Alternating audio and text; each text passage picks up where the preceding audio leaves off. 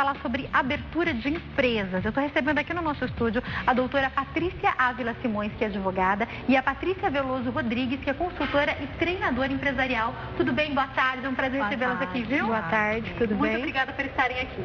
Eu que agradeço. Eu tenho muitos questionamentos acerca desse assunto, porque se a gente olhar para alguns dados que têm sido divulgados diariamente, a gente pode perceber que, vamos lá, cartão de crédito, parcelamento e renegociação e cheque especial estão chegando a índices históricos. O número de desempregados não diminuiu. Agora a gente está com 12 milhões de desempregados, é o último apontamento agora desse último trimestre que a gente teve. O número de inadimplência, 5,9%, portanto aumentou também nos últimos tempos. Em contrapartida, o número de empresas bateu também recorde desde 2010, é o maior número de abertura de empresas que a gente teve no ano de 2016 ou nos primeiros 4 meses. Eu queria começar com a seguinte dúvida. A maioria dos brasileiros, se a gente conversar principalmente com aqueles que têm, eu não vou nem falar da minha faixa etária, mas do meu pai, 40, 50, 60 anos, o sonho sempre foi ter o próprio negócio. Não quero trabalhar para ninguém, quero ter meu próprio negócio. Isso tem relação com o fato dessas pessoas, se agora ficarem desempregadas, pensarem, eu vou pegar o meu dinheiro e vou abrir o meu negócio? O que vocês acham? Tem também, né? Hoje o público de empresário, das pessoas que estão montando empresa, mudou um pouco, né? Nós temos 2 tipos de empresário, que é o empresário por oportunidade e o empresário por necessidade, né?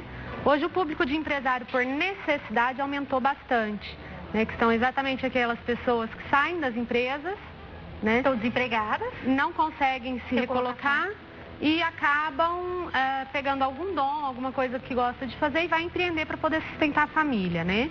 Então, esse tipo de empreendedor aumentou bastante.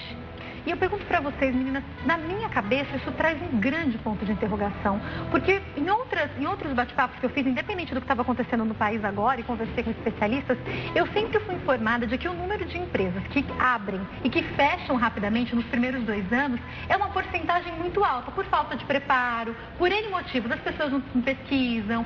O Sebrae, por exemplo, é uma oportunidade que a gente sempre fala que as pessoas podem pesquisar, às vezes as pessoas não fazem essa base antes. A pessoa é muito boa naquilo que ela faz, mas ela não vai ver como é que é a questão administrativa, enfim. E eu fico pensando, com esse recorde, com o nível de inadimplência alto, as pessoas não conseguindo pagar, as pessoas seguindo desempregadas, será que a gente não pode seguir com essas empresas falindo? O que vocês acham? Doutora? Jaque, esse é um grande problema, principalmente na nossa atual situação financeira, tanto do país quanto das pessoas. As pessoas saem no afã de montar o seu próprio negócio, esquecem de planejar, esquecem que há outras circunstâncias que têm que ser analisadas para você montar o seu negócio. Há que ter um tempo de planejamento, só que muitas vezes essas pessoas não têm tempo, elas precisam sobreviver. Então o empreendedorismo é arriscado, desde que seja feito com planejamento e desde que seja feita um estudo e uma assessoria junto, o sucesso é quase que garantido. Eu já vou perguntar a questão da assessoria, mas eu queria aproveitar que a senhora está falando, doutor, e te perguntar. As questões jurídicas são muito importantes, porque eu sei que é uma certa burocracia para se abrir negócios, mas não é assim, nossa, eu comecei a vender alguma coisa, eu vendo bolo, deu muito certo, eu vou começar a vender aqui na garagem de casa, vou pôr uma placa, os meus problemas acabaram. Não funciona assim, né? Não, pelo contrário, nós sempre assim, quando aparece alguma pessoa que quer montar o seu negócio, além da parte administrativa, que é o seu plano de negócios, as pessoas começam a vender e esquece que quando eu monto o meu negócio, eu crio uma personalidade jurídica para ela, eu tenho muito mais benefícios que se eu estivesse fazendo como pessoa física, e eu tenho, caso eu faça como pessoa física, eu tenho muitos prejuízos, como por exemplo, se você tem o seu negócio, você começa a crescer, mas eu não criei uma personalidade jurídica para isso. Qualquer problema que eu tiver em relação a um terceiro, ele sempre vai vir contra mim, contra a minha pessoa física, porque eu não criei uma personalidade jurídica para limitar a responsabilidade dela. Então vai ter o meu nome. Por exemplo, seria contra a Jaqueline, exatamente, é contra a Jaqueline, não contra aquela personalidade jurídica que, em que pese exista, ela não existe no papel. Então é um grande problema. Outra coisa também que nós sempre instruímos, criar a personalidade jurídica, porque se você precisar de um investimento junto ao banco, a taxa de juros para a pessoa física é muito mais alta do que para uma pessoa jurídica. Você não consegue requerer, por exemplo, uma falência de um devedor, de um cliente seu, por exemplo, você não consegue, você de uma certa forma perde uma credibilidade junto com os seus clientes, porque como você vai vender? E se a pessoa pedir um contrato com você, você vai apresentar o seu CPF? Então acaba perdendo sim um pouco da credibilidade. Então há muitos prejuízos para aquela pessoa que inicia a sua atividade, se não bastasse ser proibido por lei, você não pode... Vamos nem falar do quanto isso seria ilegal, exatamente, né? Mas falando só do quanto a pessoa seria prejudicada. Os prejuízos. Então tem muitos prejuízos para quem começa um negócio sem esquecer de montar a sua personalidade jurídica antes. Daqui a pouco eu vou perguntar para a doutora, porque a gente sabe que às vezes a maré vem e ela vem alta, porque daí a pessoa está desempregada, está dando tudo errado, ela coloca a plaquinha, baixam lá na casa dela e ainda tem multa para pagar, não é verdade, doutora? Daqui a pouco a gente pode ir para esse làdo também, porque às vezes a pessoa não está agindo de má fé, mas ela pode ter um problemão e ficar bem mais cara a conta do que ela imaginava. Mas agora, Patrícia, eu queria perguntar para você como consultora, quando uma pessoa chega e fala, Patrícia, olha, não estou conseguindo me recolocar, eu estou pensando nesse tipo de empresário agora, né? Porque a gente sabe que tem sim gente se planejando, ganhando dinheiro, ainda tem esse perfil. Mas pensando naqueles que falam, Patrícia, eu estou desempregada, preciso de ajuda. E eu vou dar de novo o exemplo do bolo, eu tenho muitas artesãs me assistindo, podia ser qualquer exemplo, mas vou dar o exemplo do bolo. Faço um bolo que todo mundo fala que é uma delícia, minha família sempre compra, as minhas amigas compram. Por onde começar, por exemplo? Então, a primeira coisa é fazer uma pesquisa para ver qual é a aceitação do produto no mercado. Seja o produto que for, né? O produto que for, tá? E isso dificilmente acontece. Normalmente elas pegam uma paixão, pega a paixão, o que sabe fazer e coloca, tá? A segunda coisa é um planejamento. Quer dizer, tem uma pesquisa que ela já diz que quando você planeja a empresa, você já aumenta em 60% a chance de sucesso dela. Mais da metade. Mais da metade. E o maior problema, custo. Normalmente as pessoas não sabem fazer o custo nem do produto e nem da empresa. Misturando Prolabore com o dinheiro da empresa, não sabe o que é da empresa, o que é da pessoa. Então, assim, primeira coisa, se especializar para ter uma empresa. Saber fazer custo, saber fazer um planejamento, saber fazer uma pesquisa de mercado para saber o que o mercado está realmente precisando. Isso já aumenta muito a chance de sucesso do negócio.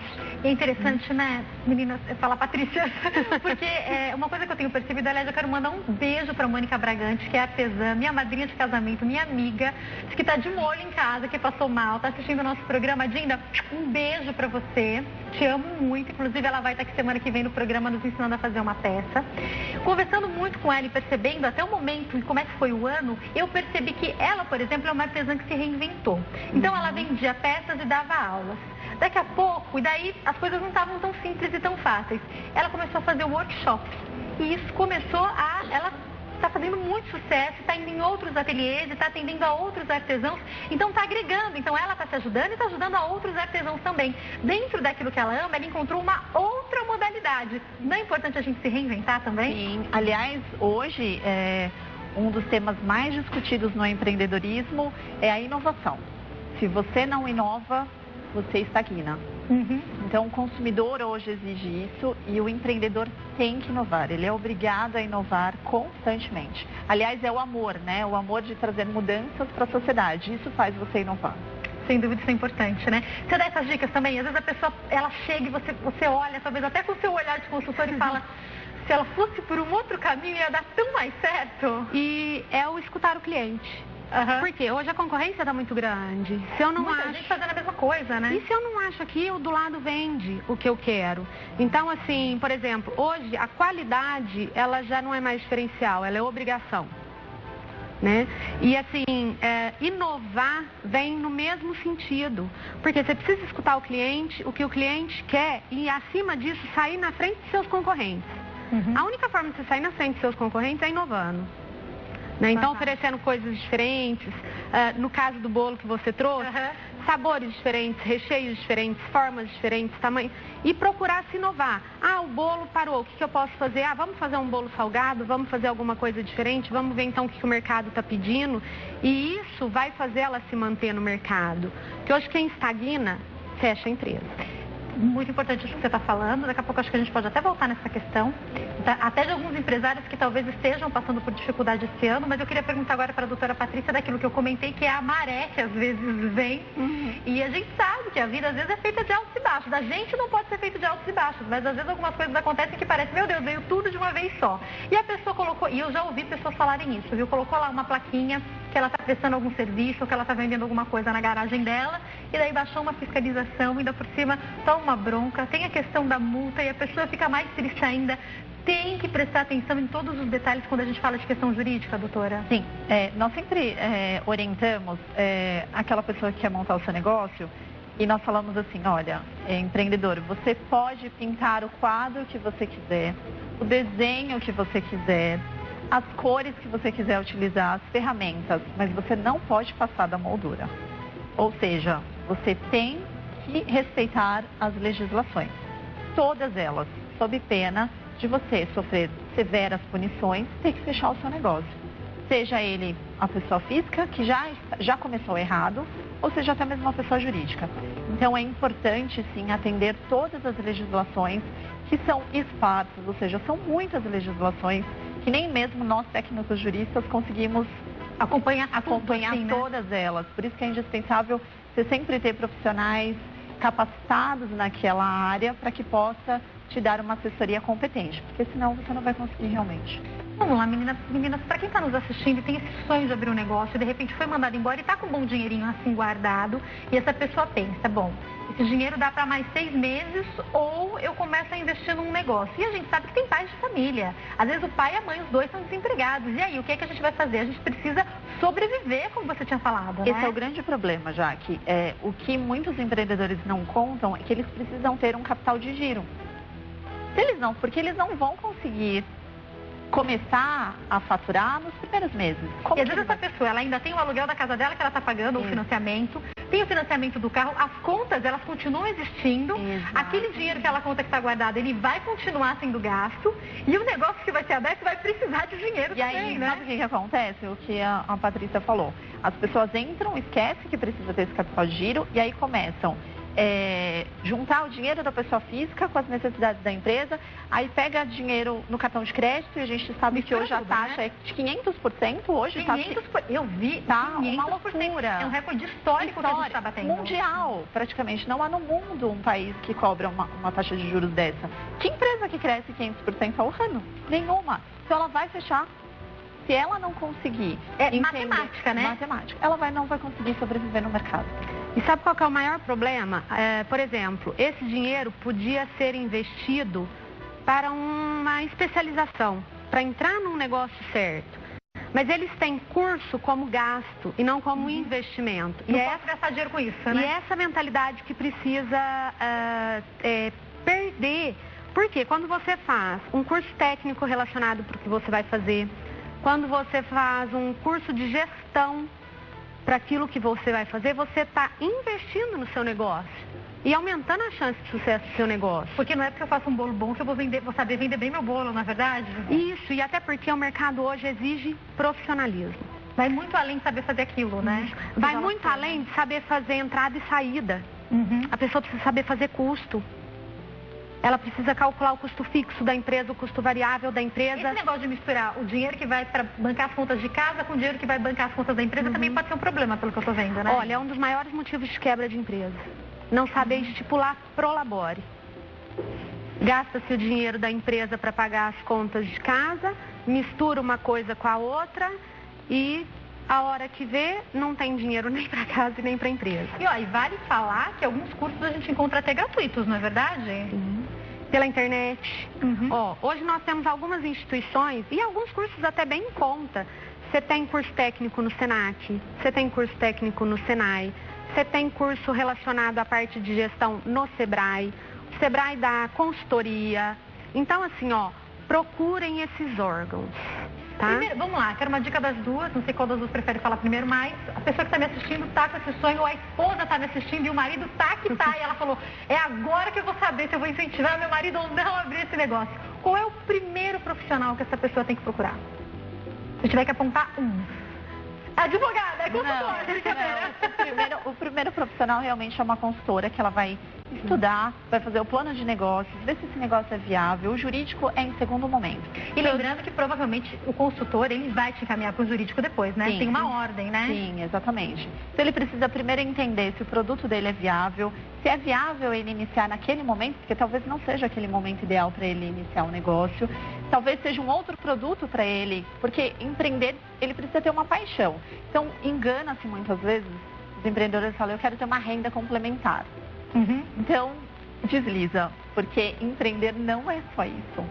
Empreender custa, empreender exige tempo, exige dedicação, exige aperfeiçoamento, porque senão você não vai conseguir. E a gente cai naquela linha, você não vai conseguir inovar e você vai falir.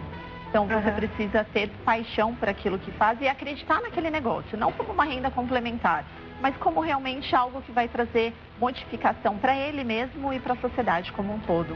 Outra pergunta que eu quero fazer, que eu acho que é importante, é o seguinte: sociedade, até que ponto pode ser uma boa? De repente tem aí um investidor que acha que aquilo que você faz pode dar muito dinheiro. Qual a opinião de vocês? A sociedade ela é boa desde que os sócios se complementem, ok? Então, assim, a partir do momento que você pega pessoas que se complementam, você vai ter um crescimento em relação tanto à gestão quanto à empresa, tá? Quando você tem sócios que têm pensamentos muito diferentes, ações muito diferentes e querem coisas diferentes, você já começa errado. Se cada um quer ir para um canto, não vai dar certo. Não vai dar certo. Assim, depende do perfil realmente, assim, essa resposta não é exata. Eu, por exemplo, a minha sócia, eu brinco que é a tampa da minha panela, não me imaginaria sem ela. E tem pessoas que gostam de empreender sozinho, então depende realmente do perfil. Se você tem um perfil, por exemplo, ousado, você não vai conseguir ter um sócio que é mais pé no chão. Então, eles não vão conseguir realmente seguir um foco. Porque, assim, uma das coisas que é empreender é você ter uma meta e ir atrás dela. Então, como você vai ter metas idênticas com pessoas que têm perfis totalmente diferentes? Então, depende realmente, é questão de se analisar, de auto-se analisar, ver quem é o seu suposto, né, sócio e se ele tem a mesma linha que você. Se ele tiver, eu acho super recomendado você ter um sócio. É quase que um casamento. É um contrato bem tempo, né? E você sabe que você consegue identificar, às vezes, isso até num plano de negócio? Conta mais. O plano de negócio, ele te identifica se o negócio é viável ou se não é. Que é uma das primeiras coisas a serem feitas, né? Porque às vezes você identifica no plano que o negócio não é viável, né? Melhor você identificar isso antes de investir um dinheiro. E aí, dentro dessa pesquisa do plano e da visão dos sócios, você já percebe se vocês vão somar ou se vocês vão dividir, né? E tomar a decisão de montar o negócio, de ter a sociedade ou não. Isso dentro do próprio plano de negócios, você já vai conseguir identificar. Então, assim, primeiro passo, plano de negócios. A gente pode falar que esse é o passo número 1. Esse é o passo número 1. E no plano de negócio eu já consigo ter uma visão, então, se a probabilidade de dar certo é grande ou não, é isso? Sim. Eu queria, a próxima pergunta que eu queria fazer, já que eu entrei no assunto sociedade, é sobre franquia. Se franquia pode ser uma boa? Pode, né? Da mesma forma tem que ser estudada, tá? Porque assim, a franquia, você recebe uma empresa estudada, né? Você recebe uma empresa formatada, só que é como se você recebesse não vou dizer um sócio, tá? Mas você tem que trabalhar mediante algumas regras dadas pela franquia, tá? Então, franquia pode sim ser um ótimo negócio, mas também tem que ser estudada para ver se ela está dentro daquilo que você quer, do retorno que você quer, das possibilidades que você tem e se você está disposto a seguir o que ela te impõe. Eu vou perguntar uma coisa para as duas, eu até imagino qual seja a resposta, mas seja no caso de franquia, de vender alguma coisa, de qualquer forma de empreendedorismo, ir pelo caminho de fazer aquilo que a gente ama, é a maior probabilidade de dar certo? Sim.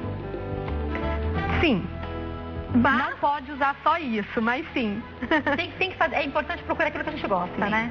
Porque eu vejo muitas vezes, e eu acho que até você, não sei qual das duas, acho que foi você, Patrícia, que falou. Às vezes a pessoa pensa, eu vou fazer uma coisa complementar, eu vou começar aqui um negocinho pra ver se dá certo. Ela pega uma coisa que ela detesta, ou uma franquia, eu detesto comer doce, mas eu vou pegar uma franquia aqui porque eu sei que o negócio de dane se dá certo, sei lá, seja lá o que for. E eu fico imaginando até que ponto a pessoa de repente vai aguentar aquilo. aquilo, a menos que ela tenha muito dinheiro para bancar os funcionários e não precisa acompanhar aquilo de perto. Mas quem precisa colocar a mão na massa, precisa ter um pouco de afeição pelo negócio, não? Até porque, como a gente disse, empreender exige tempo e dedicação. Então você imagina você se dedicar em algo que você não gosta. É muito difícil, não tem como não dar certo. E mesmo se você for colocar funcionário, né? Porque existe uma grande diferença entre o delegar e o delargar, né? E aí, a partir do momento que você quer montar um negócio para deixar na mão dos outros só, você não está delegando, você está delargando, né? E você imagina você trabalhar numa coisa que você não gosta, seu trabalho virar uma tortura ao invés de algo gostoso. Não tem chance de dar certo, né? Então, o mínimo, você precisa gostar daquilo que você faz. Esse não pode ser o único requisito, mas você tem que gostar daquilo que você faz. É o inicial. Agora, em contrapartida, quando a gente fala de romances, a gente ouve falar que o amor, a paixão é cega e isso pode causar muitos problemas. Na hora de abrir um negócio também, essa cegueira pode ser também, a gente pensar no equilíbrio, né? Então, se por um lado tem que ter amor, por outro lado, ir lá para o outro extremo, só ter amor e não pesar as consequências, pode ser um problema? Sim, total. É aquilo, o afã às vezes te deixa cega. Então tem que ter o amor e a razão. Elas andam juntas, é o que a gente sempre orienta. Amor e razão andam juntos. Você tem que ter amor, mas vamos pensar como que vai ser, o que eu preciso fazer para isso ser concretizado de fato. E para que renda, né? Para que perdure, porque você começar uma coisa. E a gente está falando de pessoas que às vezes investem tudo o que tem. Pessoas que colocam toda a esperança da vida dela ali. Então tem que ser realmente planejado e tem que ser alguma coisa que realmente goste. Agora, Patrícia, quais são? Você falou pra gente dos 2 principais perfis de empresários que a gente tem hoje. Além daqueles que estão se tornando empresários por necessidade, o que mais que a gente tem no país? O que você percebe? Nós temos o empreendedorismo por oportunidade, né? Que são aquelas pessoas que têm mesmo perfil empreendedor, que têm comportamento empreendedor, que são aquelas pessoas que empreendem pelo seu perfil. Né? Então são pessoas que enxergam oportunidades no mercado, que está andando na rua, vê um ponto legal e já pensa, nossa, tem ideias de coisas que se dê para montar e não faz aquilo por necessidade, mas porque enxerga perfil, né? Sabe quando você vê os seus 3 sobrinhos ou os 3 filhos? Cada um faz uma coisa com a mesada, tem um que dá um jeito de multiplicar essa mesada de algum jeito. É um perfil que você fala, desde criança já é empreendedor. Às vezes a pessoa cresce com isso mesmo, né? É isso mesmo. Eu conheci esses dias uma empreendedora, ela tem 17 anos, ela começou com 16 fazer doce em casa. Hoje ela distribui para os maiores buffets dentro da cidade dela. E hoje os pais e os irmãos são todos funcionários dela. Ela está com 17 anos, né? Então você vê que esse é um tipo de empreendedorismo por oportunidade. Tá? Então a pessoa, e aí até falando do amor que atrapalha, né? Essas pessoas normalmente elas têm um amor por aquilo que faz ponderado. Porque quando ela tem um amor exagerado, às vezes ela não consegue escutar um feedback de um cliente. Se alguém fala, tá ruim, ela vai falar, não tá ruim, é delicioso, isso que eu faço é maravilhoso. E aí ela fica cega. Assim, eu costumo dizer para os meus clientes o seguinte, o melhor cliente é aquele que reclama, é aquele que te dá feedback, porque ele quer continuar sendo seu cliente. Aquele que sai insatisfeito e não te reclama, ele não volta. Então, escuta o cliente, isso é importante. E esse amor cego pela empresa te bloqueia de escutar esses feedbacks tão importantes. Agora, qual que é a importância, já que a gente falou sobre isso, de quem tem um negócio, depois eu quero até entender mais sobre a parte jurídica disso, se começa a delegar funções ou colocar funcionários, prestar muita atenção no que está acontecendo. Eu vou dar até um exemplo. Eu e meu marido, esses dias a gente foi a um restaurante, e eu fazia muito tempo que eu não ia nesse restaurante. É um restaurante, né, que todo mundo fala, é maravilhoso, uma churrascaria, né? Gente, sem brincadeira. Pediu um negócio 4 vezes, não veio. Na quarta, a gente pediu a conta, levantou e foi, porque a gente pediu 4 vezes. O meu marido olhou, eu falei assim, eu pensei em não pagar a taxa de serviço, eu pensei em coisas. Ele falou, quer saber, vamos pagar a taxa de serviço, vamos levantar, vamos embora e não vamos voltar nunca mais. É mais ou menos isso que você falou. E aí a gente, e tem 2 churrascarias que têm um valor muito parecido que concorrem com ela, e a gente falou, nossa, a gente é tão bem atendido na outra. O valor é mais ou menos igual, mas a atenção é tão diferente, o gerente é tão diferente. Como meu marido é administrador, ele sempre fica de olho no gerente. A minha pergunta é, quem a gente deixa cuidando do nosso negócio também é muito importante para o sucesso que a gente vai ter? Primordial. Aliás, eu passei pela mesma situação esse final de semana, eu fui numa churrascaria extremamente famosa, assim, extremamente tradicional. E não brinca, a gente vai falar os nomes, talvez seja a mesma. E assim, eu fiquei indignada com o tratamento. Nós pedimos 3 vezes água e não veio. E nós chamamos o gerente e falou, olha, aqui extremamente assim, tradicional, a gente nunca passou por uma situação, o que está acontecendo? E quando eu entrei, eu me deparei com um jovem no setor de bebidas. Eu falei, esse menino tem nem 15 anos para trabalhar no setor de bebidas. Então você vê que às vezes as pessoas, elas são tão garantidas no nome e esquecem da constância da qualidade. E hoje, o consumidor, ele gosta obviamente de ir nos melhores lugares, mas ele exige qualidade, porque ele está pagando por aquilo. Então, o que acontece com os empreendedores, muitas vezes é a constância. Eles esquecem de ter sempre a constância da qualidade, que é a exigência hoje, e a inovação. Então, quando acontece isso, você realmente, assim, já é um lugar que eu não volto mais. Então, perder um cliente, talvez eu possa falar, não vá mais lá. Muitos mais, porque, por exemplo, a outra churrascaria que eu gosto de levar a família inteira, assiste todo mundo ir, Exatamente. quer dizer. E essas churrascarias não são muito baratas, a gente escolhe um dia no mês, às vezes, para ir, mas, gente, eles perderam pelo menos alguns clientes aí, não é mesmo? Exatamente. E às vezes você resolve o problema trocando um gerente. Aconteceu isso comigo num restaurante, esses tempos atrás, e eu fiz uma reclamação no site do restaurante. Eu recebi um brinde para voltar ao restaurante e me pediram para que voltasse com um novo feedback em seguida, para ver se, porque o gerente tinha sido advertido, queriam saber se o problema tinha sido sanado. Então, isso daí é uma coisa que as empresas têm que se preocupar também, né? Sim, com certeza. Com certeza. Sempre, porque às vezes você acaba deslizando com o seu consumidor. O importante é o que você vai fazer com esse deslize. Você vai dar atenção para o seu consumidor, você vai resolver a situação dele, ou você vai se permanecer inerte? É verdade que quem trabalha por conta trabalha muito menos? Não. Pelo menos não no começo.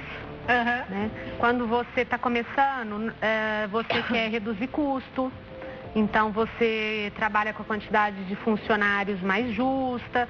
Isso vai realmente modificando no decorrer, tanto que tem pessoas que têm várias empresas, né? E ainda conseguem tirar férias. E até você conseguir colocar o teu planejamento para rodar, você vai ter que trabalhar um pouco mais. Depois você, com tudo planejado, você sim consegue ter uma jornada um pouco menor.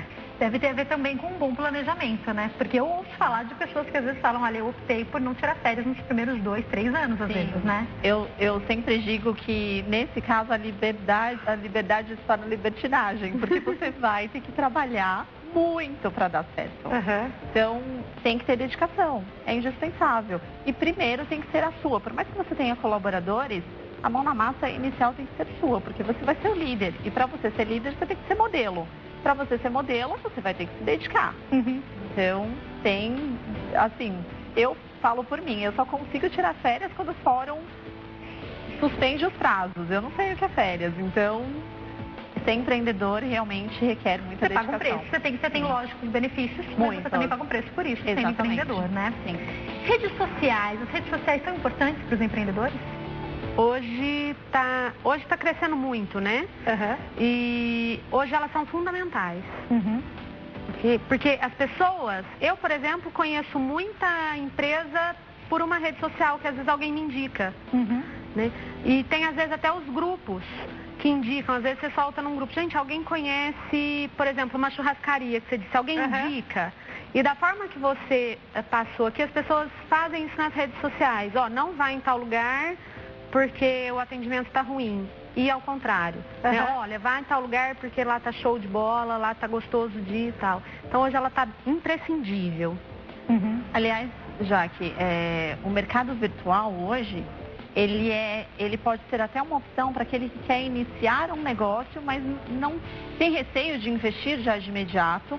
Então ele coloca mediante no mercado virtual para ver o recebimento desses consumidores. Porque eu posso ter algumas coisas em casa, por exemplo, não é isso? Não precisa ter uma loja física, Exatamente. Né? Obviamente, com o passar do tempo, é importante ele ter a estrutura física dele, até para se fazer presente no mercado. Mas hoje o mercado virtual é um dos caminhos iniciais para que o empreendedor possa oferecer o produto dele sem ter muito custo e conseguir também concorrer com com o mercado aí que é, por exemplo, chocolate. Você vai vender chocolate, vai ser difícil você concorrer com grandes empresas. Você já investindo de imediato tendo uma loja física. Até você fazer as pessoas receberem o seu produto, conhecer o seu produto, vai levar um tempo. Agora, você iniciando já com o e-commerce, às vezes facilita muito. Agora, Patrícia, a gente percebe que muitas empresas estão bem, ouve o nome de uma empresa, ela começa a crescer e de repente essa empresa quebra, ela declara falência, a gente olha uma notícia na internet e fala, nossa, mas ela estava tão bem. Tem um motivo do porquê isso acontece, de uma maneira que, assim, como jornalista, lendo algumas notícias, eu diria que é até um pouco recorrente? Sim, porque quando as empresas crescem, muitos esquecem que os custos também crescem. Então você muda às vezes para um local maior, com um aluguel maior, você contrata mais mão de obra, o teu custo aumenta. E aí eles esquecem que esse custo vai aumentar também. Uhum. E aí é onde eu falo que volta no não saber fazer o custo do produto. Que a pessoa fala, agora está entrando muito dinheiro, posso até gastar mais, não é assim que funciona, né? Não, porque... Tem capital de giro para o negócio, né? E quando você amplia, o teu custo dobra. Você está ganhando a mais, mas está gastando a mais também, né? E às vezes você ainda não está ganhando a mais, porque às vezes a estrutura que você monta, aquilo que está crescendo não é o suficiente ainda para pagar. Isso acontece muito. A pessoa começa a crescer, o olho cresce, ela amplia até mais do que a capacidade, e aí às vezes foi um boom, e aí o movimento começa a cair e ela já não tem mais como sustentar aquele crescimento. Uhum. Então isso acontece muito. E o crescer sem planejar. Até para você crescer, você precisa planejar, porque senão você quebra. Doutora Patrícia, falando nisso, quais são as questões jurídicas na hora de contratar pessoas? Tem que estar de olho nisso também, não? Sim, um dos problemas que mais nós percebemos com a nossa experiência é no momento da contratação. Por exemplo, nesse caso, quando você monta um negócio, você precisa de colaborador, muitas vezes, e você precisa de um método para incentivá-lo, fazer ele produzir tanto quanto um empregado que está trabalhando na sua corrente top.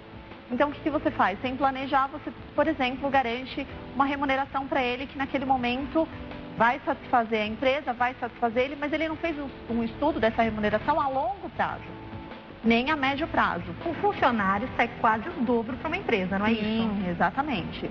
E aí, o que acontece? Com o passar do tempo, a folha dele vai se tornando extremamente onerosa. E aí ele se depara num dilema. Eu estou com esses funcionários capacitados, mas a minha folha está extremamente alta, não é permitido reduzir o salário desses empregados. O que eu faço?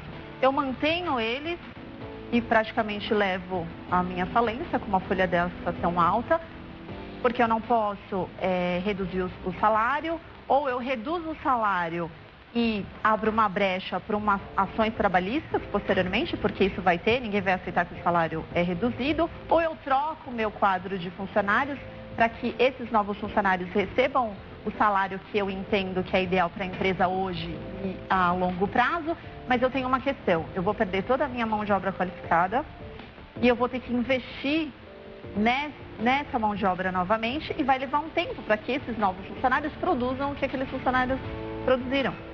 Então, esse plano de negócios também, até para você montar a remuneração desses empregados... Se tivesse pensado nisso antes, não tinha esse problema. Exatamente, é indispensável. Então, para você que está pensando em abrir o seu negócio, ou ajudar seu marido ou sua esposa, incentivar aí, essas dicas estão sendo muito preciosas. Meninas, para a gente caminhar para o fim do bate-papo, a minha pergunta eu quero a opinião pessoal de vocês, pessoas que trabalham na área e com certeza estão vendo muitas coisas acontecerem. Esse ano tem sido um ano decisivo. A crise ela já vem vindo há algum tempo, mas muitas coisas estouraram no ano de 2016 e não foi um ano fácil para a maioria dos brasileiros. De 11 a gente está pulando para 12 milhões de pessoas desempregadas. É muita coisa, de faixas etárias diferentes. Está difícil o jovem começar a trabalhar, por mais que ele tenha hoje em dia um perfil diferente. E aquela pessoa de 50, outro dia eu estava conversando com um rapaz, ele falou, já que eu tenho mais de 50 anos, eu não posso me dar o luxo de falar o que eu gostaria para o meu chefe quando eu ouço a besteira que eu ouvi esses dias, por exemplo, porque eu preciso sustentar os meus filhos.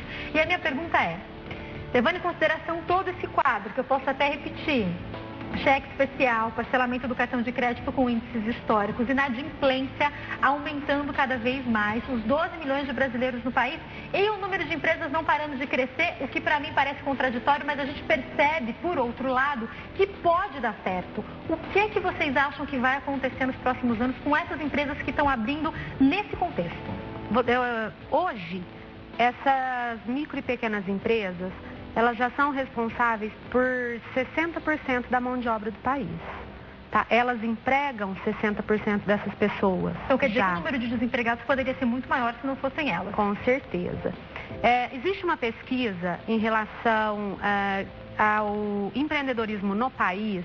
Nós temos já um perfil mais empreendedor. O Brasil hoje, cada 10 empresas abertas no país, os Estados Unidos, por exemplo, abre 4. Tá? Então, nós já temos um país mais empreendedor.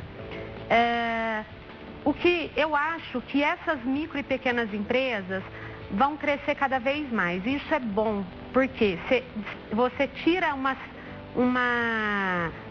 centralização de mão de obra, às vezes, numa grande empresa, que quando acontece alguma coisa, você fica com aquele monte de gente desempregado.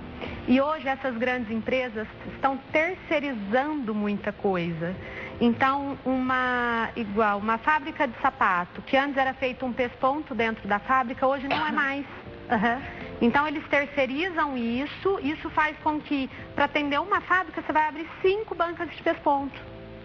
Quantas pessoas que estavam desempregadas que vão trabalhar agora, né? E cada uma dessas vão contratar mais pessoas. Né? Eu acho que a tendência... Então, isso a gente pode imaginar que é um movimento bom.